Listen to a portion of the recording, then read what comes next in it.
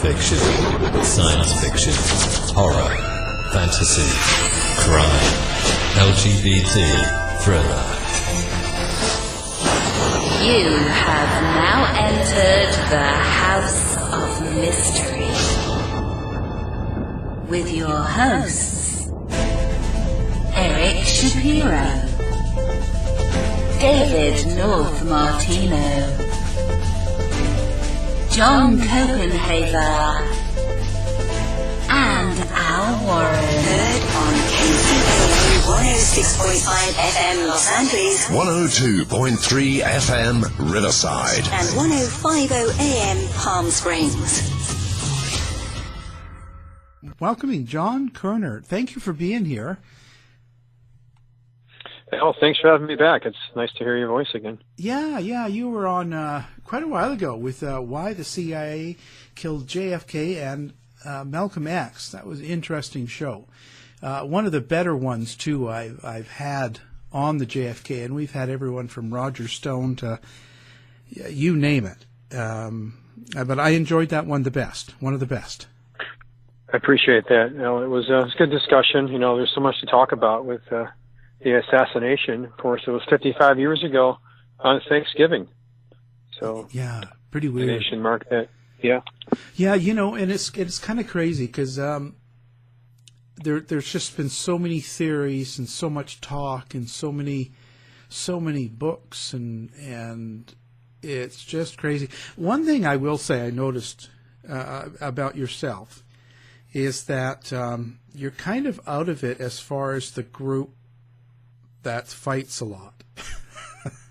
Because I have to be part of all that social media, and when you get in the JFK groups, like Roger Stone's calling Max Holland a liar and threatening Joan Mellon, don't you be healthier if you didn't show up at this year's, they get really, really into this. And and I'm thinking, you're one that doesn't really get into that. Yeah, I try to stay above the fray, and just stick with my own research. And I feel like my new book about John F. Kennedy Jr. is, I think, kind of an extension of some of the theories about President Kennedy. Right.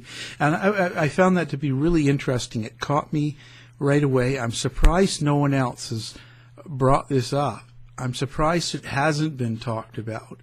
And it's been 20 years, it's like, so you did Exploding the Truth, and that's the JFK Jr. assassination. So tell me, what brought you into the JFK Jr. part of it? Well, a lot of different things. As a teacher of U.S. history, as a professor of U.S. history, I've always been interested in conspiracies and the Kennedy family, and just looking at the way the agency has targeted his family. And you look at this in the book, Robert Kennedy, President Kennedy, even Teddy Kennedy.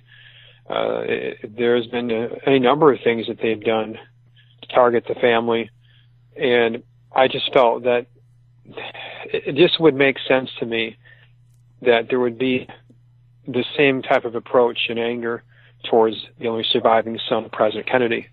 And if you look at his death, all the things that we assume about it are just not even true. Ask anyone about JFK Jr.'s death, and they'll say, well, the weather was bad that night, or he crashed the plane because his leg was hurting him, or maybe the plane he was suffering from spatial disorientation. It was all his fault. And there was no one that said anything else different. No witnesses that could corroborate a different story. All those things are not even true. But just the most basic, looking at the facts, we can easily just prove that this was not an accident. Well, that's what I mean. That's why I'm so surprised, because, things, especially in the last couple of years, it's really blown up with conspiracy and theories, and I'm surprised Hillary didn't do it, or something, you know what I mean? There's just so much conspiracy out there now that right. I just don't know. I'm surprised that this has been one that's quiet all along. Because I think, when I look back on things, when I see JFK Jr., I think he was kind of the perfect person to be a candidate for president, for Senate. I mean, he seemed to have it all: the name, the looks. He seemed smart. He would have been a perfect candidate, especially from what we've been getting the last 20 years. I couldn't agree with you more, and I think that's why we should remember him and not forget about him, because he's the kind of person, his example is a person that we're missing today, and that could bring our polarized country together, just remembering him. And I think it's such a shame that he had to leave us so soon. If he was thinking about, in fact, planning for running for governor of New York in 2002, and that was his path to the White House. So he had given up the idea of running for Senate, and I think that's important to mention too, because there's this theory you mentioned: the Clintons may have killed him. Nothing even further from the truth. Yeah, he was not going to be killed by the Clintons. They were very close. He was not going to run for Senate. In fact, JFK Jr. in his magazine George never did anything to criticize President Clinton. He even sent President Clinton a fax to the White House that said, when I was a kid, I actually could fit under the desk, so I know that an intern could not fit under the desk. Yeah. So, he was a big supporter of President Clinton, so we can rule them out. Well, yeah, it just seemed like that last year, the terrible Vegas shooting, and then there's like rumors she was on the fourth floor and she programmed him, and then I was just getting, so it got to where the last 6 months we were doing on the show every day I'd say, what, did Hillary do it? Didn't matter what we were talking about, because it just it kind of gets a little bit silly, and I don't know if people realize. I'm certainly not saying that she's an angel, but it kind of gets a bit much. It does get to be a bit much. And you talk about conspiracy theories, and you mentioned, why has no one done this before? Well, I think a couple of different reasons. I mean, one is that it did take a number of years for people to start questioning the JFK assassination, especially when witnesses were dying that had talked about it. Even Nina Rhodes Hughes, you might remember, she came out a few years ago, and she said that she saw another gunman at the Robert Kennedy assassination, and she kept her mouth shut for years because she didn't want to be killed. So I think the same thing can be said for JFK Jr.'s assassination. There are many witnesses to this horrible event that have kept quiet too, and it's scary for people to talk about these things. The other thing is, if you start talking about conspiracies, you can be labeled a nut. But Judge Ventura said, if people say that to you, you can respond to them, have you studied the facts? But there are some legitimate cases where you need to answer some serious questions that, in this case with JFK Jr.'s death, we need to question the official version of events. There are some serious things that need to be answered. Yeah, for sure. And I personally, I don't think there's nothing wrong with conspiracy. There's nothing wrong with, there's wrong with doing it, but with talking about conspiracy or a plan. It's just really someone planning to do something that's evil and all that. It's just, I think what's happened is it's become an art with people like,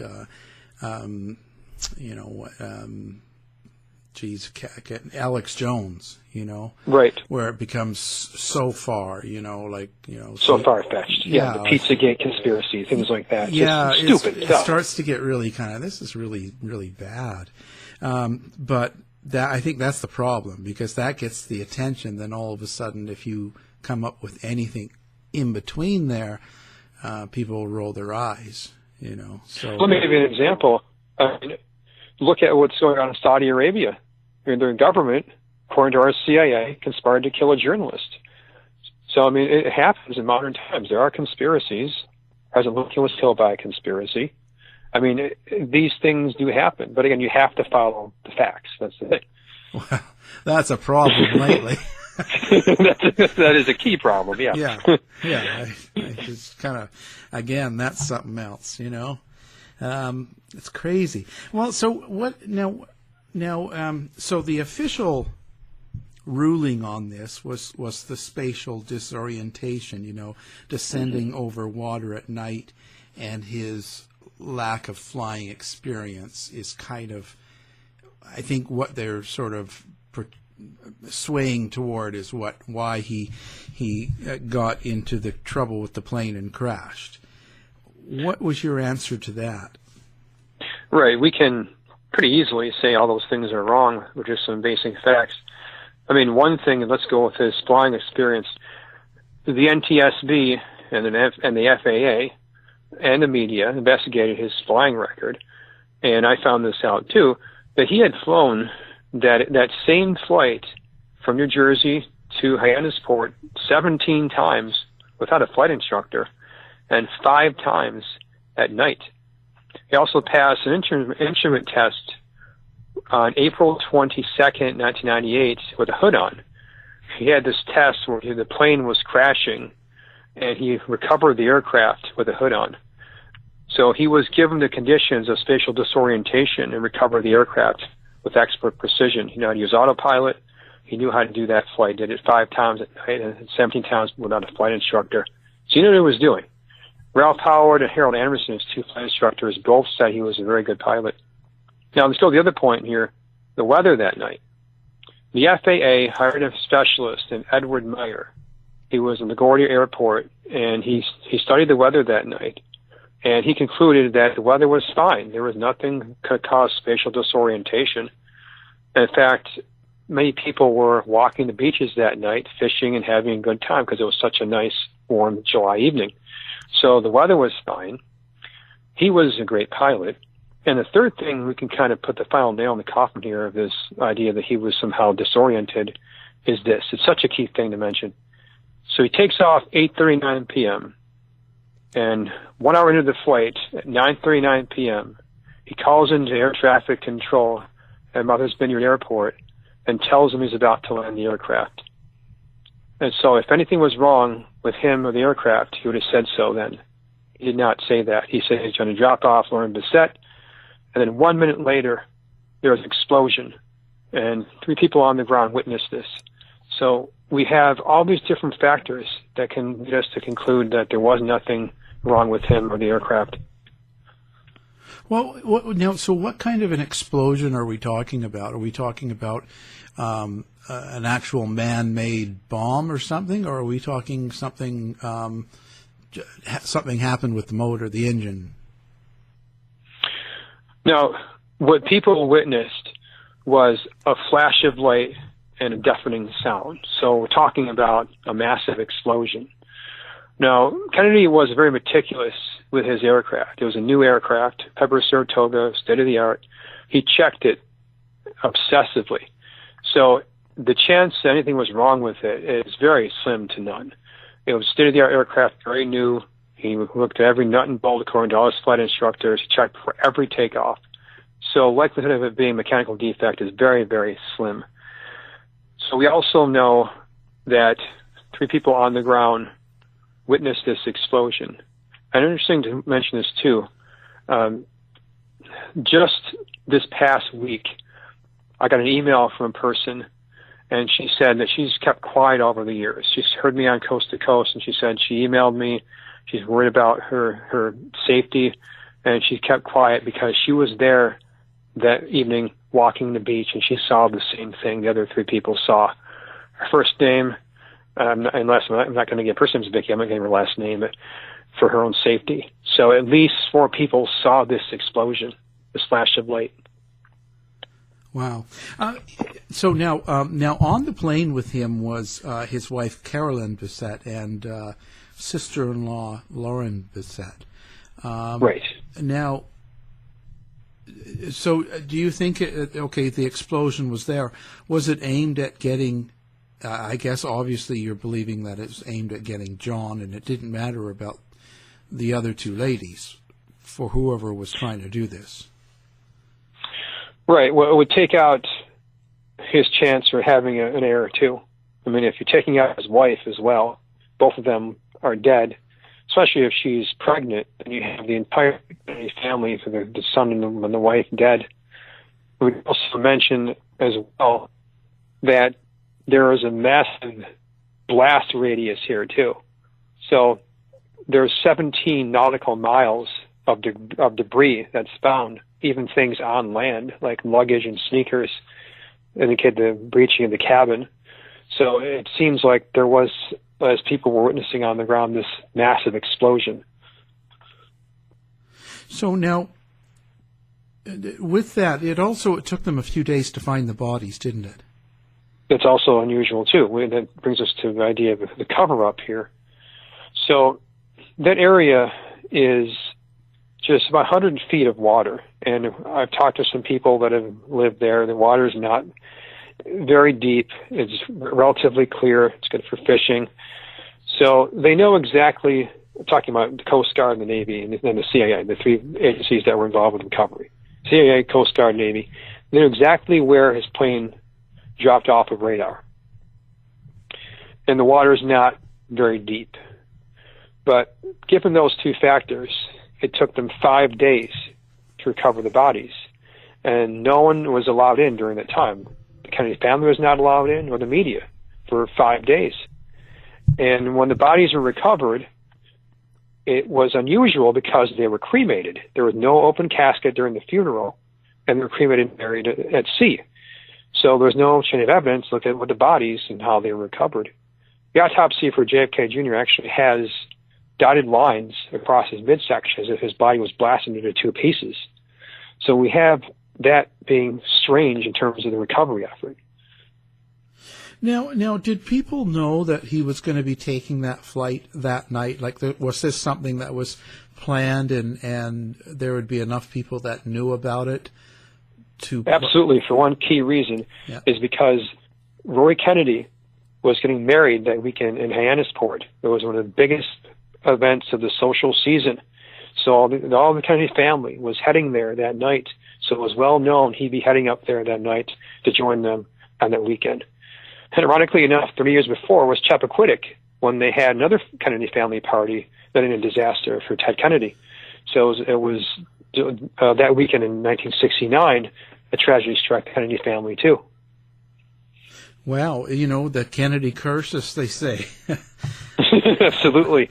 It just keeps going on, yeah. Yeah, it's crazy. Another thing, it just keeps going. I mean, Ted Kennedy, too, I mentioned this in the book, he almost died in an airplane crash in June 1964. So it just, like I just said, it's just a series of strange things that happen. And we can mention, too, and this brings to mind the crash itself. If you had to kind of say, well, what's your best evidence that there is conspiracy, I'd probably say this one right here. So Pepper Saratoga had a rescue beacon, a state-of-the-art rescue beacon. So emergency locator beacon, it goes off when the plane crashes, and it stays on for 7 days. It's this high-pitched, shrill sound. You can't mistake it. So ABC News with Peter Jennings on July 17th, they report that at 2:15 a.m., the Coast Guard and the Navy are closing in on this rescue beacon at 2:15 a.m. on July 17th. They found the Pepper Saratoga. That's what they report. And then something just kind of blows your mind happens.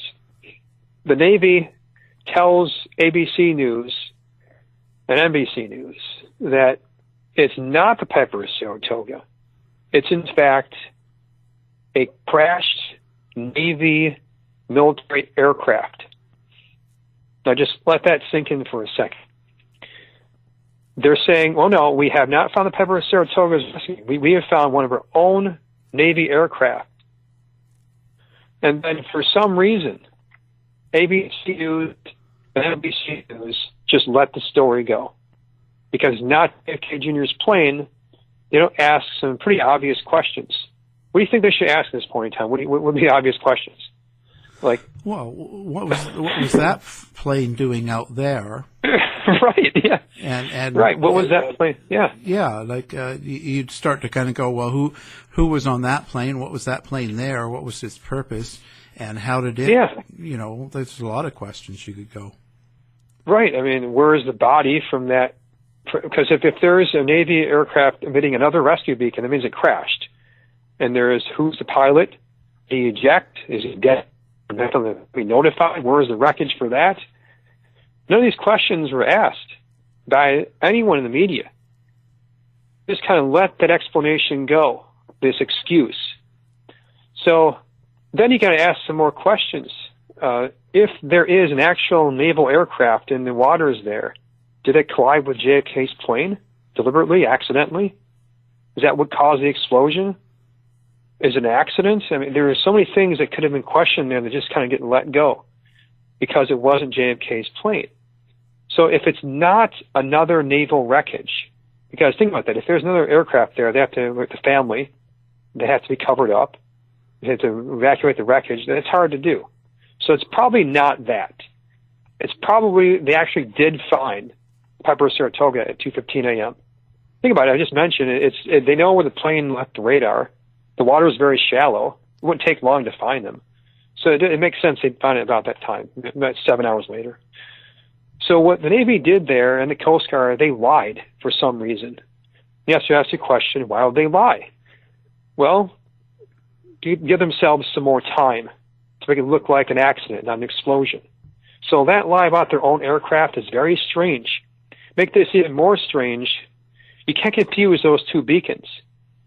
A rescue beacon for the Saratoga sounds, like I said, this high-pitched, shrill sound.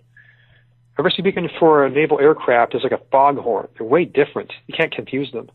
So all this is very strange, that lie that they made at 2:15 a.m. It doesn't make any sense. So here we have it. Now, who would be behind it? Then you have to ask that question too, because you have here obvious evidence of a cover-up, an explosion. An official report doesn't make any sense. So then you have to ask the question, who would want to kill JFK Jr.?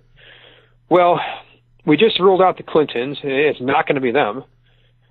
And you have to leave, you're left with the, I think, obvious conclusion it must be the CIA. That agency has made it their business to target this family. And just this past year, last year, you might have heard the news that Sirhan was visited by Robert Kennedy's son, Robert Kennedy Jr., yeah. And he came to the conclusion that the agency killed his father. So they've done this before. They did this with President Kennedy.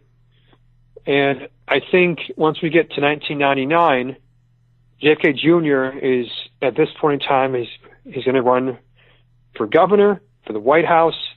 He's going to expose the truth of his father's assassination. So he becomes a threat, too. So now, what comes to mind to me is quite often, it's funny how this is, that whenever there's some conspiracy or these problems or these deaths and murders, it's always sort of blamed on a Democrat, like Clinton or something. But yet when it goes the other way, it just goes to CIA. Now, instead of being biased, could it just be that someone like George Bush, who was part of the CIA, was just involved and thought of himself as a CIA rather than presidential candidate? Well, then you have to go back and talk about Bush's role in the agency and JFK Jr.'s own doubts about the official version of events.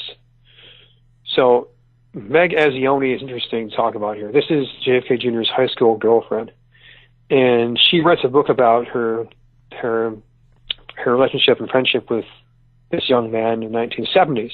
And she talks about in the book how, as a young man, JFK Jr. was starting to question the official version of events of his father's death. And it spends the next, about 15, 20 years kind of on his own, doing his own investigation. And he concludes that it's likely that the agency killed his father. Like we concluded, and the people concluded too. Yeah. So what kind of relationship did Kennedy Jr. have with someone like George Bush? Well, the relationship was kind of tense. I mean, when JFK Jr. died, the Bush family was at a place called the Bohemian Grove in California. They couldn't be found for several days. His press secretary couldn't reveal where he was, so he refused to give any comment about JFK Jr.'s death. And it was, again, I think, very strange he chose that time to decide to disappear from the public. He could have offered some condolences to the family, and instead he decided to hide for several days at the Bohemian Grove. Both Bushes dead.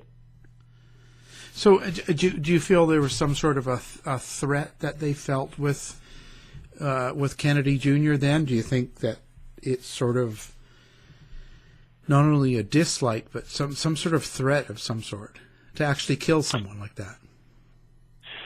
Well, I think you have to understand, I think, the hatred that this agency has toward the Kennedy family. It goes back so far in U.S. history, and it really begins with the Bay of Pigs invasion. And at that point in time, when JFK refuses to provide air support to the Cuban invaders, they feel that he is soft on communism, and they start to sabotage the Peace Corps as a result. In fact, to this very day, you can't join the Peace Corps if you've ever been in the agency. It's on their website. In fact, the Bay of Pigs invasion was named Operation Zapata, which is after the name of George Bush's oil company. And the two ships were named Houston and Barbara. So he was part of the planning of the Bay of Pigs invasion, George H.W. Bush. And they go forward in time in the summer of 1962, when JFK is taking power away from the agency and giving it to the military. There's peace in Laos. We talked about that in another show we did. There's anger there that is directed against him. So it goes very far back. Yeah, there's quite a bit of scuttle or talk about George Bush being part of the JFK assassination as well. I don't know how much proof or what ties him to it other than, I guess, him being in the area. Well, there are two things that we can tie him to the assassination with, two very specific things. Jim Garrison uncovered some important evidence that he was arrested when he left the Dell Tex building and taken to Dell's police headquarters and then let go, taken back to Dealey Plaza. So he definitely was there. And we also can tie him to a very specific person that was in the plaza too. Now, when the assassination takes place, after it's over, the people descend into chaos. They run up the hill looking for the second gunman in the grassy knoll. But these two men decide to sit down on the curb on Elm Street. One has been nicknamed Umbrella Man. The other was nicknamed Dark Complected Man. And they sit down and just say nothing to each other, get up and walk away. And they probably have walkie-talkies in their back pockets. These are the last two people that JFK saw in his life. The Umbrella Man, he pumped the umbrella and twirled it when JFK got throat shot, and Dark Complected Man rose his arm into the air when JFK got his throat shot. So Dark Complected Man has been identified by researchers, including Jim Mars, as being a guy named Orlando Bosch. And Orlando Bosch was an agent of the C.I.A. And this man was a Cuban who was part of the Bay of Pigs invasion, who was hired by President, at that point in time, CIA agent George H.W. Bush. And this man, all throughout his career, is helped by George H.W. Bush in many different things. He becomes a terrorist. He becomes an assassin in the agency. Bush gives him extradition rights to go to hide in different countries to avoid prosecution. He does many things under the agency when Bush is director of the agency in the 1970s. And that man was right there in Dealey Plaza, and Bush hides him many times throughout his life. Now, so was there anybody else in JFK Jr.'s life or world that he would have had to worry about? Well, when we get to the end of his life, he is positioning himself to do a couple different things that kind of tie into your question. So he wants to make it clear to his family and friends he's going to sell the magazine and then use the final part of the magazine's life to do an investigation into the JFK assassination. And the other thing he's going to do, once the magazine is sold and that final part of the purpose of the magazine is served, then he's going to run for governor of New York and then for president of the United States. So this would position himself against, of course, George W. Bush. And those two things, I think, kind of coalesce together at the end of his life. Huh. And so George Magazine, the problem he had with Michael Berman, that wouldn't be anything? Well, I think it's kind of a minor thing. Even we mentioned kind of the idea that the dead end here is the Israeli connection to the assassination of Yitzhak Rabin. He talks about that in his magazine too. So there are motives of others, that he can tie in there as well. But again, if you just kind of reverse engineer this, which is what I like to do, and you look at with Sherlock Holmes will look at this, where you have certain conclusions you can make, you go backwards from there, and you must have someone that would want to kill him. So if the crime scene doesn't make any sense, if he wasn't suffering from disorientation, if the weather was good, if there was an explosion, if they're lying to the public about the rescue beacon, if all these things are true, which they are, then there must be someone there that wanted to do all these things. So what do you think people will find most shocking when they read the book? The part about the rescue beacon just shocks me, because right there you have evidence of a conspiracy. Because if you think about that logically, you can't confuse those two beacons. The Navy knows they're rescue beacons. They're not like an aircraft that's from a civilian.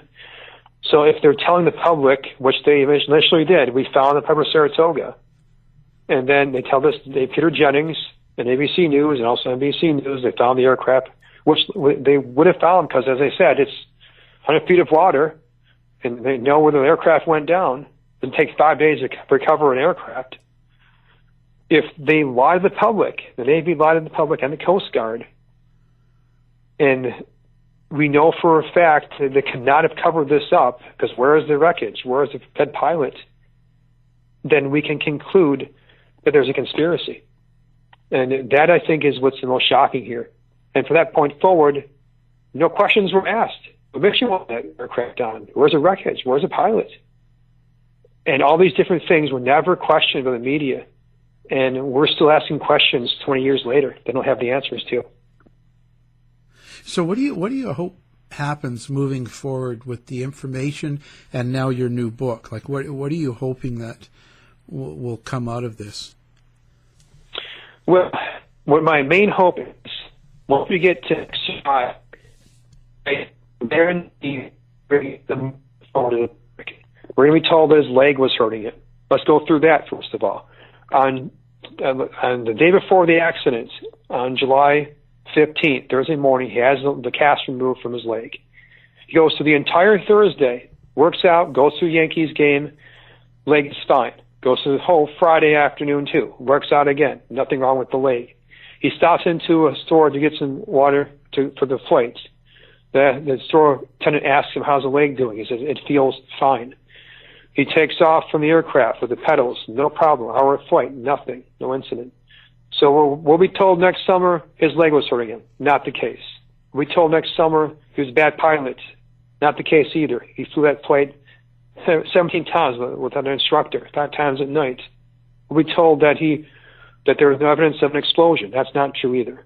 So my hope is this book, you can use this as a tool for the truth. When you're told all these lies next summer, you can use this to show everyone around you that this is what really happened and not those misinformation, those lies. Yeah, pretty interesting case. How do you find the response for it for your book and for JFK theorists? I'll say it's been very good. A few people have been detractors, but then they've only been detracting based on misinformation. I mean, one man had called up one of the shows I was on, and he was claiming that JFK was some kind of wild pilot that took risks and things. And I tried to explain to him that's just not the case. He was meticulous. He had 700 hours of flight time. I mean, if you just look at the facts of the case, then you can follow the logic of it.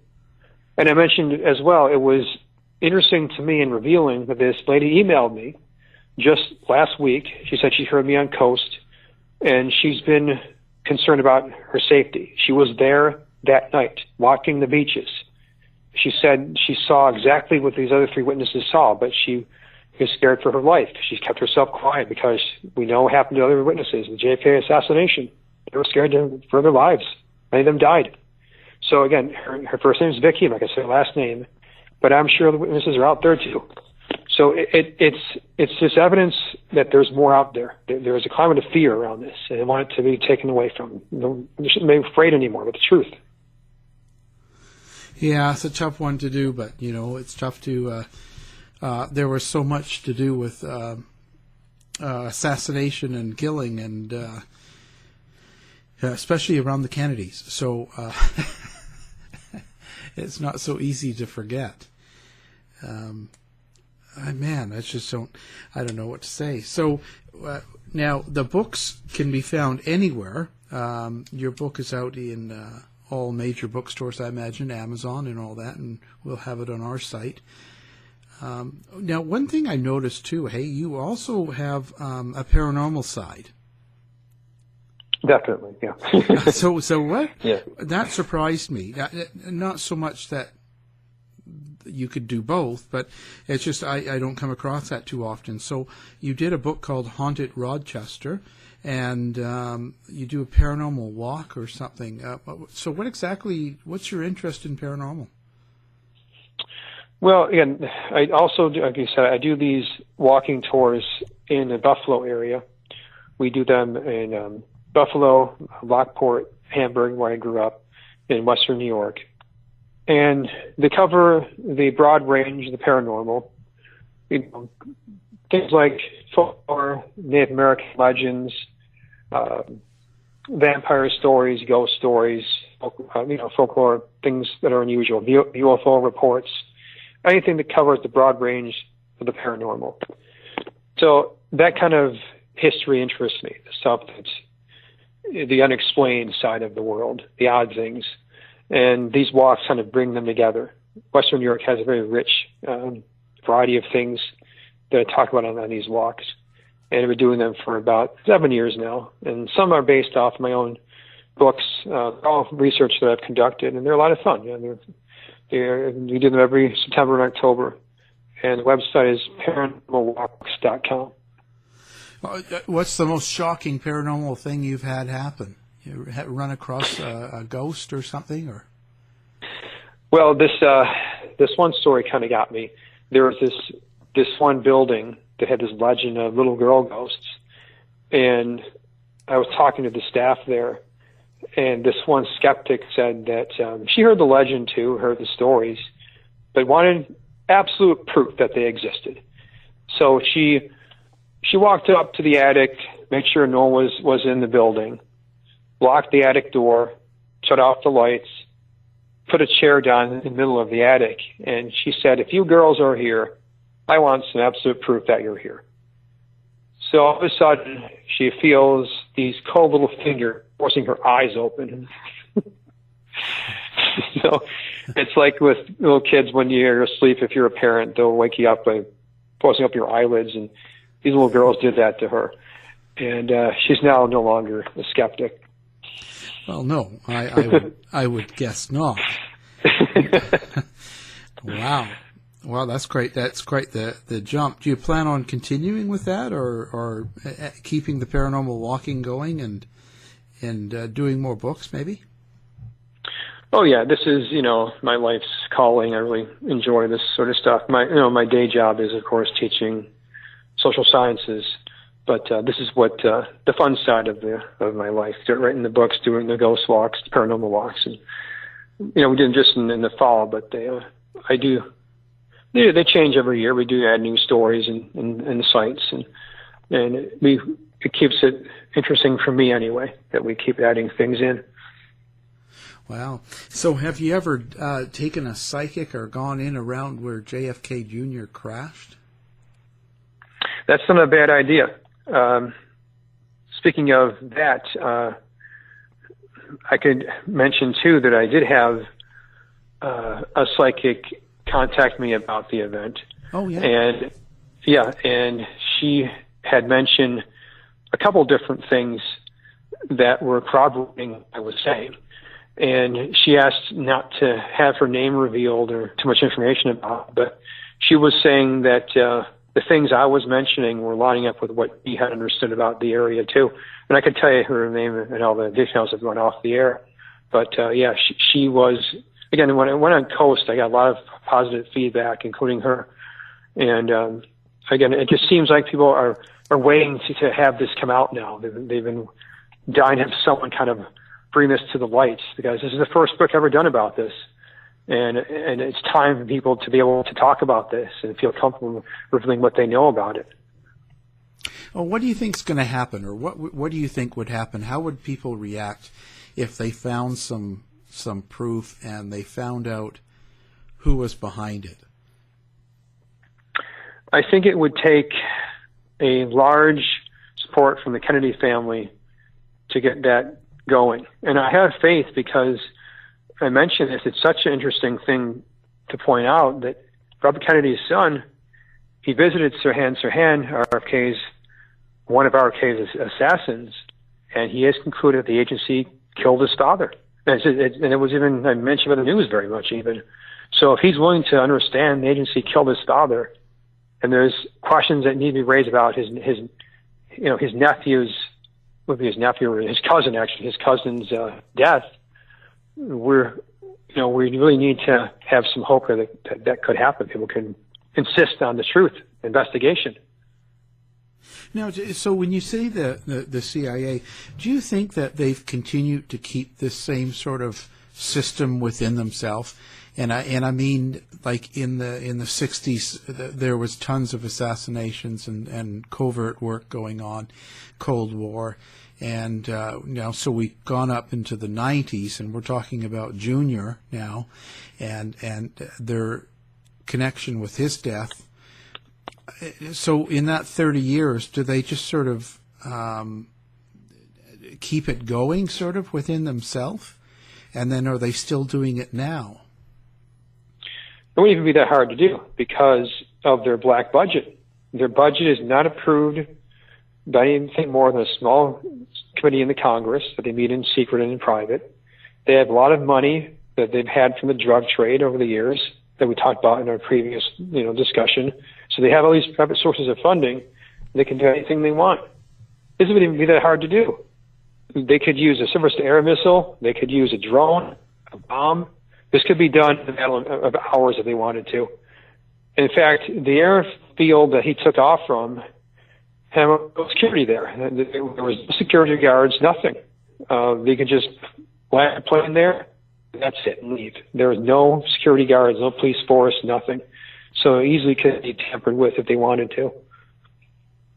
Yeah, I'm just wondering, but within the administration part, the upper tier, the people that actually, do you think it's just a small within group of the CIA, or is it the whole CIA? I think it might just be a few key people that wanted to do this.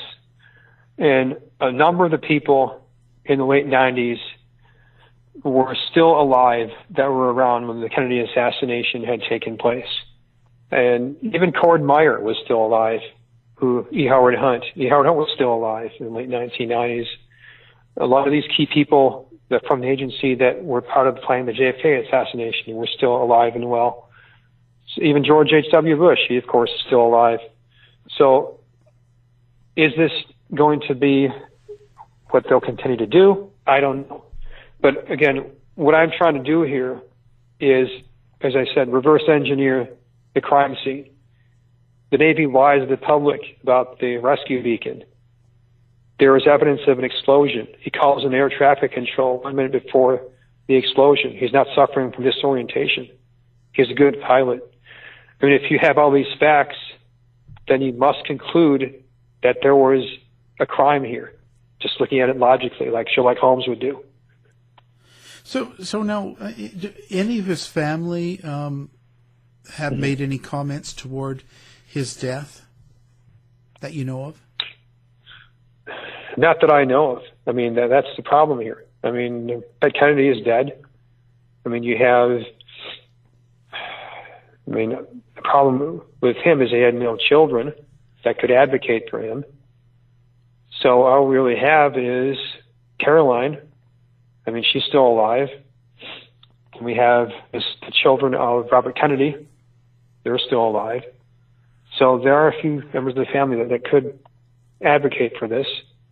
And one key problem that we have is the bodies were cremated. So we have a hard time just going back to the crime scene with the evidence. And the autopsy report we do have. And I did mention that his autopsy sketch is very strange. It has these dotted lines across his midsection, but his body was blown to bits.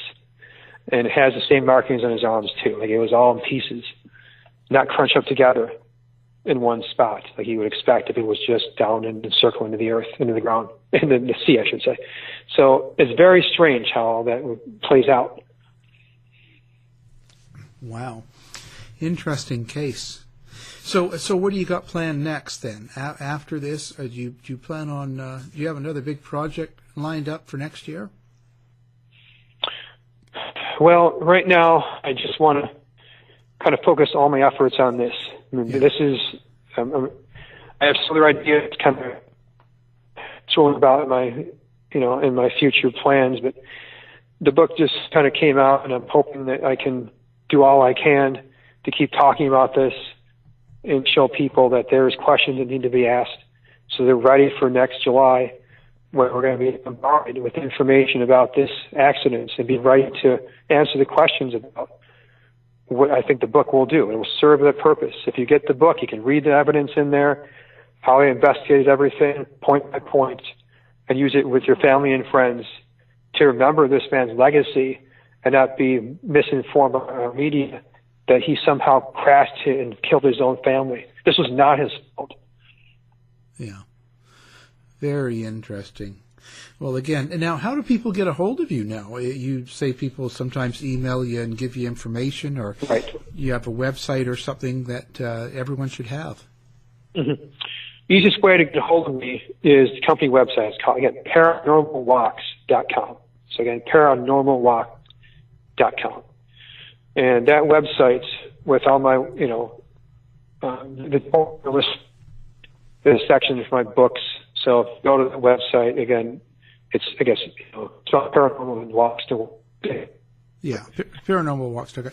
And we're going to have it up on our website under the guest page, under your name. So people, if you do forget it, click there.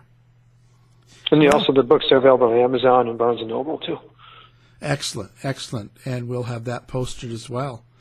Well, it's been very interesting. Always good talking to you, and maybe you'll come back and talk to the paranormal gang one night.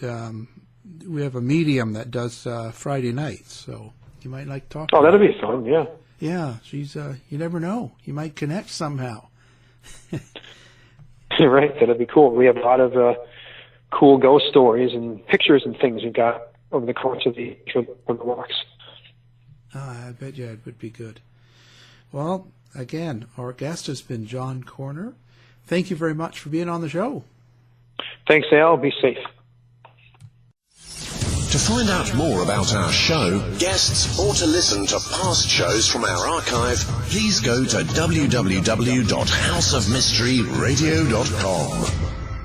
Show's over for now. Was it as good for you as it was for me? Well, good night. This has been a production of Something Weird Media. I'll be back.